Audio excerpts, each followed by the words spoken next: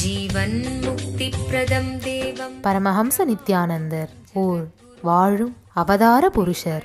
உலகின் மிக பழமையான பெரிய ஆன்மீக புத்தக நிலையமான வாட்கின்ஸ் வெளியிடும் மைண்ட் பாடி ஸ்பிரிட் பத்திரிகை தங்களின் ஆன்மீக பங்களிப்பின் மூலமாக உலகின் மீது மிகப்பெரிய ஆன்மீக தாக்கத்தை ஏற்படுத்திய 100 மிகப்பெரிய ஆன்மீக குருமார்களுள் ஒருவராக பரமஹம்ச நித்யானந்தரை குறிப்பிட்டுள்ளது. பிறப்பிலிருந்தே ஞான சக்தியை வெளிப்படுத்திய பிறவி யோகி. தமிழ், ஆங்கிலம், Telugu, Kannada, Malayalam, Hindi, Sanskrit, Gujarati, Oriya, Bengali, Marathi, French, Malay, Braille, Hebrew, Slovak, Croatian, Polish, Portuguese, Italy, German, Danish, Spanish, ரஷ்ய மொழி, சீன மொழி போன்ற 26 சர்வதேச மொழிகளில் 500க்கும் மேற்பட்ட புத்தகங்களை அருளியிருக்கும் அரிய எழுத்தாளர்.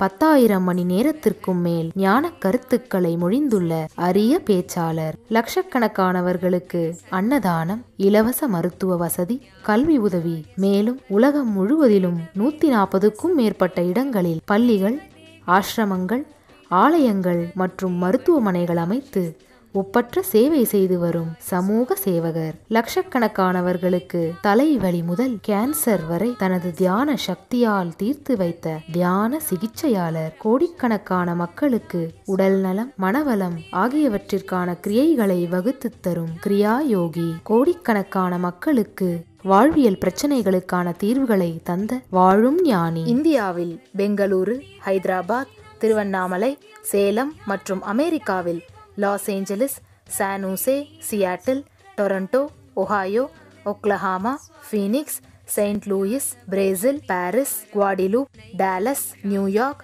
நியூஜெர்சி, அட்லாண்டா, கால்கரி, வான்கோவர் போன்ற நகரங்களில் வைதீக ஆலயங்களையும், மலேசியா, சிங்கப்பூர் போன்ற 154க்கும் மேற்பட்ட நாடுகளில் தியான மையங்களையும் ஆசிரம கிளைகளையும் இயக்கி நடத்தி வரும் உலகளாவிய நித்யானந்த தியானபீட ஆன்மீக இயக்கத்தின் நிறுவனர். 1 கோடிக்கும் மேற்பட்ட சீடர்களால் ஆத்மார்த்தமாக பின்பற்றப்படும் ஞான குரு. தீட்சையின் மூலம் சக்தி பரிமாற்றத்தை நிகழ்த்தும் அவதார சக்தி.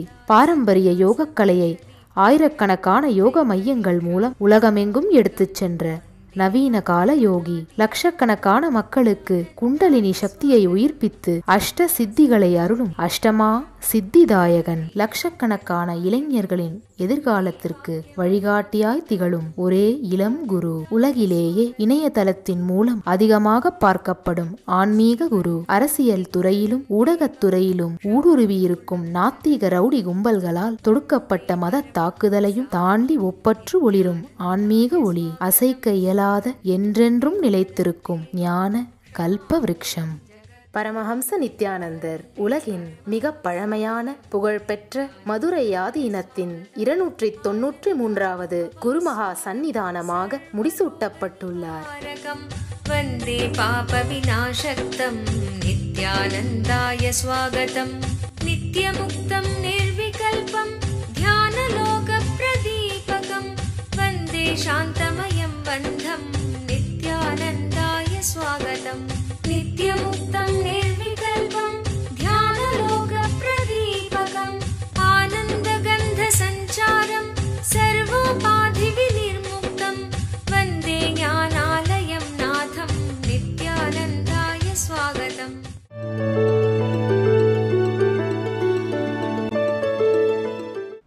பீணாம் சதுர்பலாம் சக்திம் த்யாத்வா த்வாதச கோஷரே பிரவிஷ்ய ஹிருதயே தியாயன் முக்த ஸ்வாதந்திரியமாப்னுயாத். மொழிபெயர்ப்பு. 12 இந்திரியங்களில் உள்ள ஸ்தூல மற்றும் பலமற்ற சக்தியின் மீது தியானிக்கும் ஒருவர்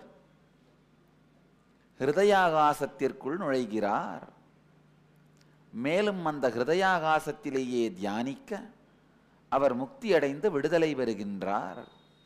ஆழமான வாழ்க்கையின் சில தத்துவங்களை புரிந்து கொள்ளுங்கள். வாழ்க்கையில மாறக்கூடிய சத்தியங்கள்னு சிலது இருக்கு, மாறவே இயலாத சத்தியங்கள்னு சிலது இருக்கு. மாறக்கூடிய சத்தியங்கள்னா தினந்தோறும் வாழ்க்கையிலே கடைபிடிப்பவை. நதியிலே வெள்ளம் போகிற காலத்தில் தினந்தோறும் 3 முறை குளிக்கலாம். நதியில் வெள்ளம் ஓடவில்லை, வீட்டில் வருகிற குழாய் நீர், கார்ப்பரேஷன் தண்ணீர் மட்டும்தான் அப்படின்னா தினந்தோறும் 1 முறை குளிக்கலாம். தினசரி நடவடிக்கைகளிலே நாம் எடுக்கின்ற முடிவுகள், சில நேரம் காஃபி சாப்பிடலாம், சாப்பிடாம விடலாம். இவைகளெல்லாம் மாறக்கூடியவை. சில நாட்டில் பட்டினியால் சாவு அப்படின்னும் போது அந்த நாட்டில் உணவை எல்லோருக்கும் கொடுப்பது தான் மிகப்பெரிய நல்ல காரியம். சில நாட்டில் ஒபிசிட்டி, அளவுக்கு மீறி சாப்பிட்றதால சாவு அப்படின்னும் போது அந்த நாடுகளில் உணவினுடைய விலையை அதிகரிப்பது தான் அங்கே செய்கிற நல்ல காரியம். பட்டினி சாவினால் கஷ்டப்படுகிற நாடுகளில் அன்னதானம் பெரும் புண்ணியம். ஆனால் அளவுக்கு மீறி உணவு உண்பதனால் உடல் பருத்து போய் சாகிறவர்கள் இருக்கிற நாட்டிலே புண்ணியம் எதுன்னா உணவின் விலையை அதிகரித்தல், உணவு வெகு சீக்கிரம் கிடைக்காமல் பார்த்து கொள்ளுதல், உணவுக்கான விளம்பரங்களை தடுத்து நிறுத்துதல். இதெல்லாம் காலத்திற்கேற்றாற்போல், சூழ்நிலைக்கு ஏற்றாற்போல் மாறுகின்ற விஷயங்கள். காலத்திற்கு ஏற்றாற்போல், சூழ்நிலைகளுக்கு ஏற்றாற்போல் மாறுகின்ற விஷயங்களை சார்ந்து பாவமோ புண்ணியமோ வருவதில்லை. எந்த நாடுகளில் விலங்குகளை வைத்து விவசாயம் செய்து மக்கள் வாடுகிறார்களோ அங்க விலங்குகளை உண்பது பாவம். எந்த நாடுகளில் விவசாயமே நடக்கல, விலங்குகள் மட்டும்தான் உணவுன்னு நினைக்கிறோமோ அந்த நாடுகளில் விலங்குகளை உண்பதுதான் வாழ்க்கை. சில நாடுகளில் விலங்குகளை உண்பது பாவம், சில நாடுகளில் விலங்குகளை தவிர உண்பதற்கு வேறு ஒன்றுமே இல்லை என்பதனால் பாவம் புண்ணியம் என்கின்ற கருத்தே இல்லை. இந்திய நாடு ரொம்ப வெப்பமான நாடு. அதனால தான் நம்முடைய புராணங்களிலே கற்பனை செய்து பார்க்கப்படுகின்ற சொர்க்கங்கள் எல்லாமே குளிர்ச்சியானவை. மேலை நாடுகள் மிகவும் குளிர்ச்சியானவை. அதனால தான் அவர்கள் கற்பனை செய்து பார்க்கின்ற சொர்க்கங்கள் எல்லாமே ஒரு மிதமான இனிமையான சூரிய வெளிச்சமுடைய வெப்பமான சொர்க்கமாக இருக்கின்றது. நாமெல்லாம் சொல்லுவோம் மனங்குளிர வரவேற்கின்றோம் அப்படின்னு, அவங்க வார்ம் வெல்கம்னு சொல்றாங்க. இது தினந்தோறும் மாறிக்கொண்டே இருக்கின்ற வாழ்க்கையை சார்ந்த முடிவுகள். ஆனால் மாறாத சில சத்தியங்கள் உண்டு. எப்பேற்பட்ட மன அமைப்போடு நீங்கள் வாழ்ந்தீர்களானால் உங்களுக்கு மரணத்திற்கு பிறகு எப்படிப்பட்ட சரீரம் வாய்க்கின்றது, எப்படிப்பட்ட மனநிலை இருக்குமானால் எப்படிப்பட்ட வாழ்க்கை அமைகிறது, எப்படிப்பட்ட மனநிலை இருக்குமானால் எப்படிப்பட்ட மறுபிறவி அமைகின்றது. இவைகளெல்லாம் மாறாத சத்தியங்கள். உங்களுடைய அடுத்த பிறவியை வேறு யாரோ முடிவு செய்கிறார்கள் என்று நினைக்காதீர்கள். உங்களுடைய நிகழ்காலத்தை கடந்த கால செயல்கள் தீர்மானித்தன, எதிர்காலத்தை நிகழ்கால செயல்கள் தீர்மானிக்கின்றன. பெரும்பாலான நேரத்தில் நம்முடைய கடந்த காலத்தில் நாம் செய்த செயல்களையும் அதனுடைய பக்க விளைவுகளையும் அதனுடைய பின் விளைவுகளையும் நாம் மறந்து விடுகின்றோம். நம்முடைய பெரும்பாலான மனவியாதிகளும் உடல் வியாதிகளும் தானாகவே நம்மை வந்து பற்றிய எதிரிகள் அல்ல. வியாதிகள் ரொம்ப நல்லவர்கள். நீங்க ஒரு தரம் கூப்பிட்டா கூட வர்றதில்லை. ஏன்னா அவங்களுக்கு போறதுக்கு நிறைய இடம் இருக்கு, ரொம்ப பிஸியா இருக்காங்க. நீங்க முதல்ல கூப்பிட்டு அதுக்கப்புறம் லெட்டர் போட்டு, அதுவும் வரலைன்னா டெலிஃபோன் பண்ணி இல்லை செல்ஃபோனில் கூப்பிட்டு லேட் நைட் வரைக்கும் பேசி இமெயில் அனுப்பி தந்தி அனுப்பி கடைசியில் ஃப்ளைட் டிக்கெட்டோடு ஒருத்தரை அனுப்பி அவரை கையோடு அழைச்சிட்டு வர சொல்லி அந்த வியாதி வீட்டுக்கு வந்து கதவை தட்டின பிறகு, நான் உன்னை கூப்பிடவே இல்லையே, நான் வேற யாரோன்னு நினைச்சில்லவா உன்னை கூப்பிட்டேன். இதுதான் நம் மனதின் போக்கு.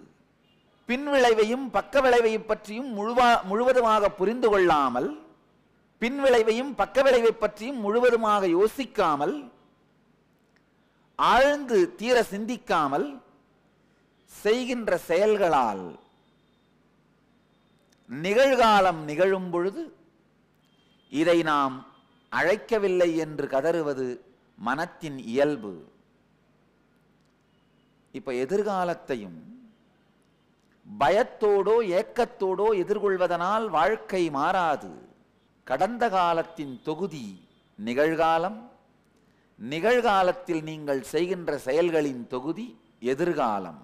எதிர்காலம் எப்படி இருக்க வேண்டும் என்று மிக தெளிவாக முடிவு செய்து நிகழ்காலத்தின் செயல்களை நேர்கொண்டு நிறுத்துங்கள்.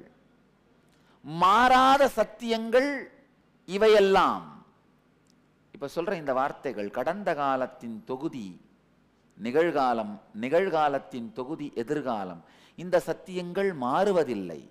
சூரியன் கிழக்கே உதிக்கின்றான், மேற்கே மறைகின்றான் என்கின்ற சத்தியங்கள் எவ்வாறு மாறுவதில்லையோ அதேபோல வாழ்க்கையின் சில அடிப்படையான சத்தியங்கள் மாறுவதே இல்லை. உங்கள் எல்லோரையும் நித்யானந்தத்தில் நிறைந்து, நித்யானந்தத்தில் மலர்ந்து, நித்யானந்தத்தில் கரைந்து, நித்யானந்தமாகிட ஆசீர்வதிக்கின்றேன். நன்றி. ஆனந்தமாக இருங்கள். நித்யானந்த தியான பீடம், நித்யானந்த நகர், பிடதி, பெங்களூரு. Phone 9742203311 www.nityananda.org.